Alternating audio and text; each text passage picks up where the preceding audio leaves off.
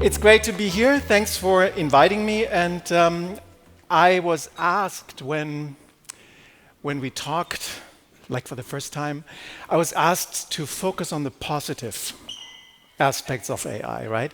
Because this is also a positive meeting, it's a positive conference. I'm sorry to disappoint. We're going to talk about AI in media, we're going to talk about manipulation, about curation. And as you said, I'm coming from eins. It's a magazine that was founded 23 years ago in Hamburg because the founders had the feeling that the digital transformation needs a medium. Now, we still exist 23 years later, which means that the digital transformation is not over. Actually, we're right in it. And now the digital transformation, of course, affects all parts of our life, culture and media especially. So what we could talk about, now come the positive aspects. We could talk about this great project, for example, done by a friend of mine, Matthias Röder from the Curation Foundation. And he, together with scientists, trained, they used a machine learning system that was trained with Beethoven's way of composing. And in the end, the algorithms could finish Beethoven's unfinished symphony. So we could talk about that, we don't. We could also talk about DALL-E. And this picture exists because it was prompted teddy bears working on new AI research underwater with 1990s technology.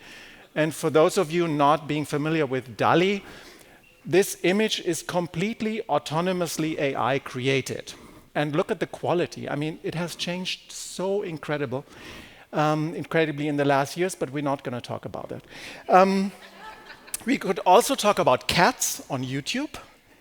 There must be billions of videos with cats on YouTube. And the algorithms are so amazing. When I enter cats, the YouTube algorithms, because they know me, know exactly what kind of cat content I'm interested in. I mean, that's really amazing, but we're not going to talk about it. We could talk about business models, actually. Business models like Netflix, like Spotify, like Deezer, Apple Music. And all these business models only exist because they have a really great curative algorithm. An algorithm that shows you exactly what you should like to listen to, what you should like to watch, what you should do next when you're on the screen or when you're wearing your headphones. Without these really smart algorithms, and I think the Netflix algorithm, the value of that algorithm was more than $2 billion. Without these algorithms, these business models of curating content wouldn't exist. We're not going to talk about it. We could talk about GPT-3. So now we're entering the negative space, you see that. And of course, you can use AI to create sound, to create music, images, moving images even, but also to create language. And national language creation was one of the first fields for creative AI. And this one is really interesting, this project, because it shows when you train algorithms on how feedback, reviews, product reviews are done. And then they can autonomously write product reviews. And in this case, GPT-3, it wouldn't even have to be trained. It just took that knowledge from the web and from Amazon. And what you see here, what you read down there, I learned about the Ankung portable extendable and so on. This is also autonomously created by an AI, this text. So it's a review, and we know that algorithms love reviews. Now, if you have like 3 billion reviews for that Ankung portable extendable security lock, then the other algorithm thinks, oh, that might be a good product. People like it and will be ranked high. But you guess we're not going to talk about it because we are at war. And I'm really sorry to say that, but if you had invited me 3 years ago, I would have focused on the nice projects, and my message would have been, look how incredibly interesting It is what AI can do. Of course, there are dangers, but how incredibly interesting it is what it could do. Now, 3 years later, I have to say, let's focus on what AI does already. And now the fun is over, because we talk about synthetic media. And we start with this. Of course, you all know it. It was when the Berlin mayor, Franziska Giffey, was talking to a deep-fake version of Vladimir Klitschko. She didn't recognize it at that point. She said in an interview afterwards something was off about him, but it was done pretty well. Now we know that the deepfake was done by 2 Russian comedians. What most people don't know is that these 2 Russian comedians used technology coming from a company being a subsidiary of Gazprom, the state-owned company. And I wouldn't wonder if the same technology was used for helping these 2 guys. Now, on the left side, you see Vladimir, and he was an aviation engineer in Ukraine before the aviation infrastructure collapsed, and he was forced to be a blogger. Now that's his story. You see his co-worker, Irina, on the right-hand side, and she was a private guitar teacher before she joined him as editor-in-chief of their blogging company, and they blogged about how they feel as Ukrainian citizens about that war and about Russia, and that Russia is not really bad, and so on. Now, Ben Collins, a Twitter user, found out at some point that these 2 guys are fake. They're actually deep fakes as well.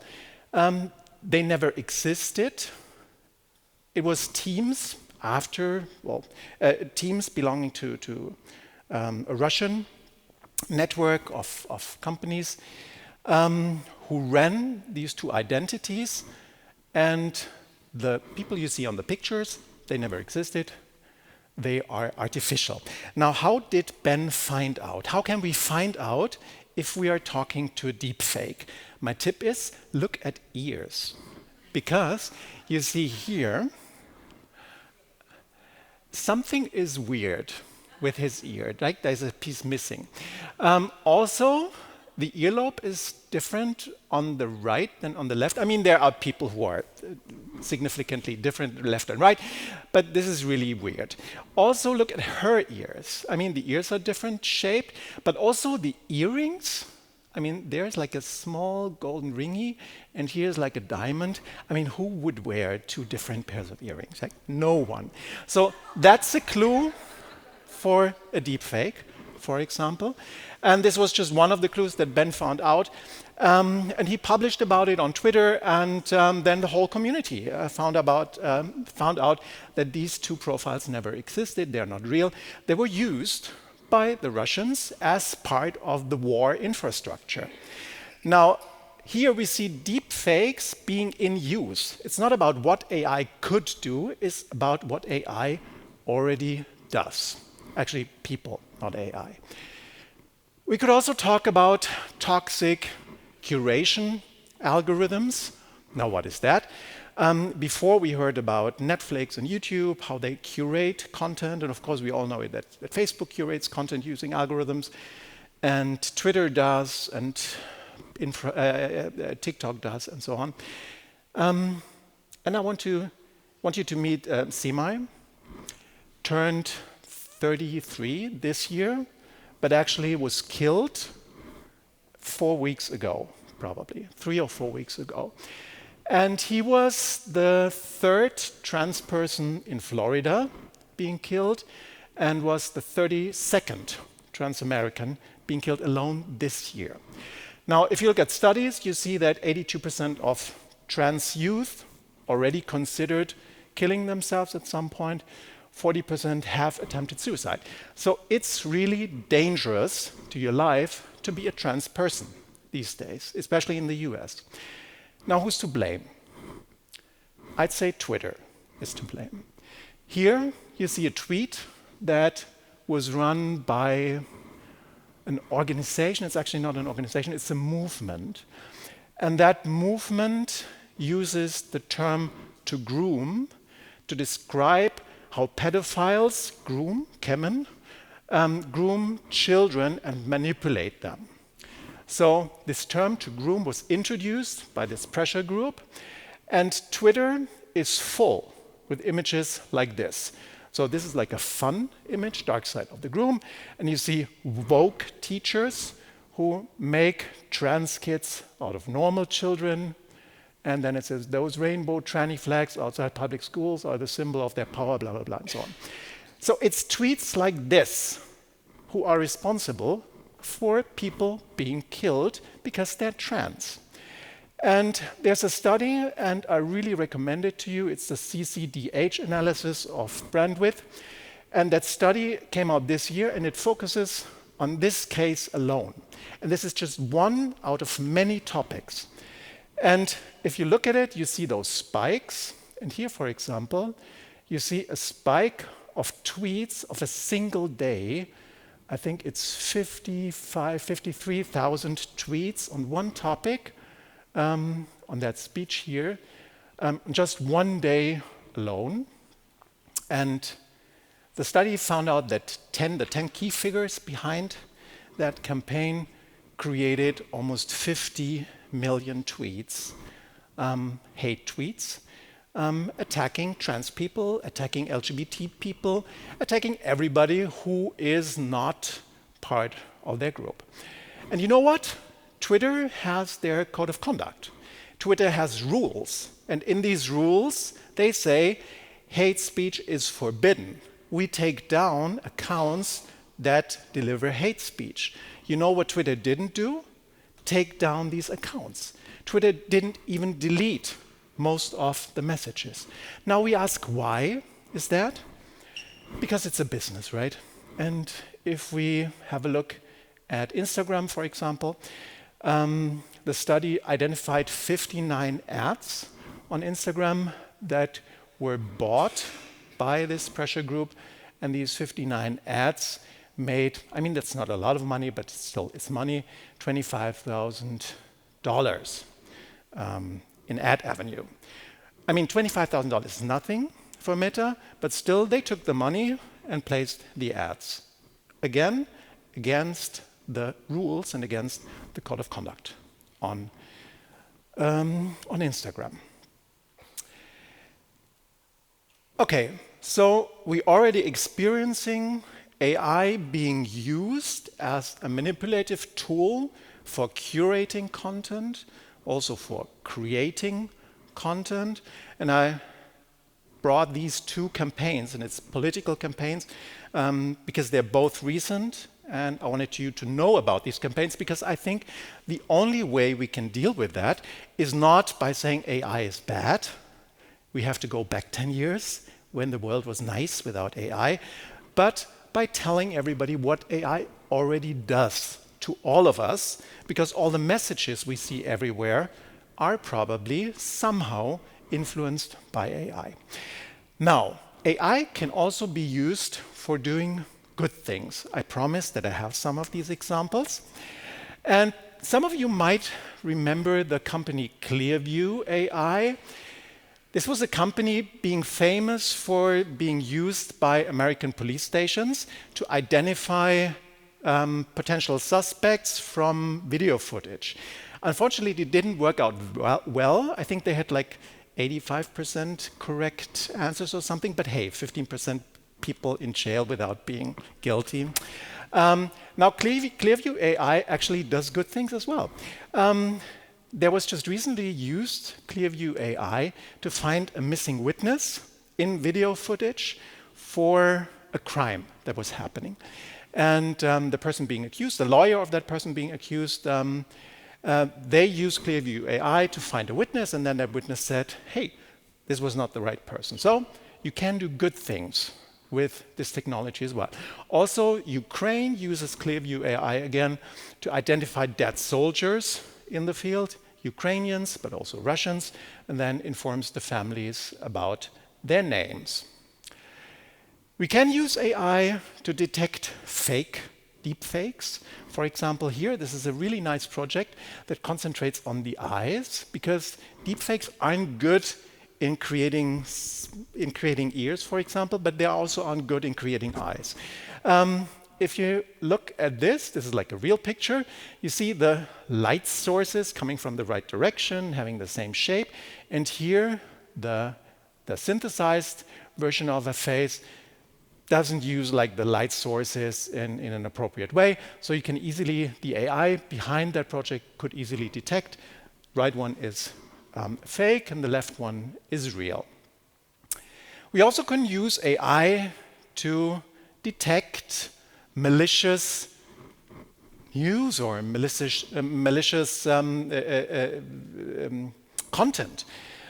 So Oracle was hired by the US government to now monitor TikTok's algorithms for being manipulative, because TikTok belongs to ByteDance, Chinese company. So the American government is afraid that TikTok is used by the Chinese government for manipulation. Now I have to ask, why didn't the government actually hire Oracle to monitor Twitter for abusing or for tweeting that malicious and horrible content I just showed you before? But of course, AI can be used for these things as well. There are other ways of using machine learning, especially for detecting malicious content or bad content. You could flag hate speech in forums, for example, automatically. You could take down fake accounts. I think, again, Twitter and Instagram, I read a number like they take down every day something like 15,000 fake accounts that are installed every day. You could label misinformation automatically. You can shadow ban violating accounts if you want to. And you could produce fact-checking apps. For example, there's a fact-checking app by Ukraine introduced, and it checks tweets and facts, whether they're correct or not, automatically. And what we just saw with the eyes, you can detect artifacts. Also, again, this is easier if you use artificial intelligence. Now, I didn't look at the time, but my guess is I'm over. I trust you. If you don't have any questions, I brought some with me. Sorry, I brought questions with me. You also brought some questions, so we have a lot of questions. So I'd be really interested, I don't have an answer, but I'd be really interested to discuss with you how we could diversify data sets, for example. Diversify them, for example, for language. Until 2 years ago, the Google network didn't understand the languages that were spoken by 600 million Indians. I mean, 600 million people being silenced for the algorithm, yeah? Their content being silenced, everything they said being silenced. Also, minorities are not reflected in media. I mean, every LGBT person knows it. If you look at mainstream media, what do you see? When you see couples, it's a boy and a girl, right? So how should AI know that it's not natural to have like only boys and girls if all media is full of boys and girl love stories? And so on. You could talk about every silence group in the world. I could discuss with you the transformative power of social media. Of course, we learned about it. And why these companies and their algorithms aren't public goods, for example. I mean, why aren't the algorithms something that can be used by everyone? We could talk about the decline of traditional media, and I'm part of traditional media, so I'm really interested in that question, because traditional media always try to be a trustworthy source and a trustworthy actor. Now, with the decline of that, we have less trustworthy actors. And we could talk about the metaverse. I had to put that buzzword in there, because today's deepfakes might be tomorrow's metaverse avatars, right? And they will be even harder to detect because then you don't have the comparison between a real person and the fake version. So these are all the things I would love to talk with you. We don't have enough time, I guess. No. Thank you very much. Thank you so much, Holger.